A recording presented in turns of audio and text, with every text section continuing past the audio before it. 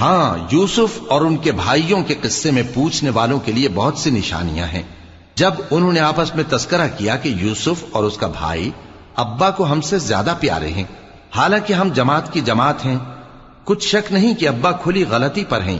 یوسف کو یا تو جان سے مار ڈالو یا کسی ملک میں پھینک آؤ، پھر ابا کی توجہ صرف تمہاری طرف ہو جائے گی اور اس کے بعد تم نیک لوگوں میں ہو جاؤ گے۔ ان میں سے ایک کہنے والے نے کہا کہ یوسف کو جان سے نہ مارو، کسی اندھے کنویں میں ڈال دو کہ کوئی راہگیر اسے نکال کر کسی دوسرے ملک میں لے جائے گا۔ اگر تم کو کرنا ہی ہے تو یوں کرو۔ یہ مشورہ کر کے وہ اپنے والد سے کہنے لگے کہ ابا جان، کیا سبب ہے کہ آپ یوسف کے بارے میں ہمارا اعتبار نہیں کرتے، حالانکہ ہم اس کے خیر خواہ ہیں؟ کل اسے ہمارے ساتھ بھیج دیجئے کہ خوب میوے کھائے اور کھیلے کودے، ہم اس کے نگہبان ہیں۔ انہوں نے کہا کہ یہ امر مجھے غمناک کیے دیتا ہے کہ تم اسے لے جاؤ